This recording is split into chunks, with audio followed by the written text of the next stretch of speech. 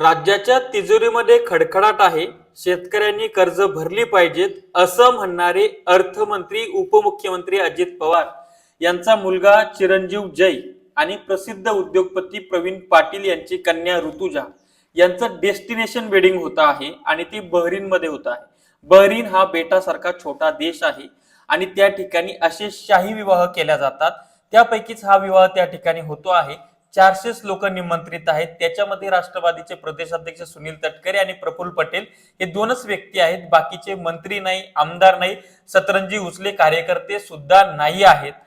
अशा परिस्थितीमध्ये अजित पवारांना असं लग्न करणं शोभतं का, जिथे महाराष्ट्रामध्ये अतिवृष्टी आहे, ओला दुष्काळ आहे, शेतकरी वाहून गेलेत, जनावरं वाहून गेलेत, शेतकऱ्यांच्या आत्महत्या होत आहेत आणि या सगळ्या पार्श्वभूमीवर एका राज्याच्या दुसऱ्या नंबरच्या प्रमुखाला, उपमुख्यमंत्र्याला, अर्थमंत्र्याला हे शोभतं का? लिहा कमेंट्स मध्ये.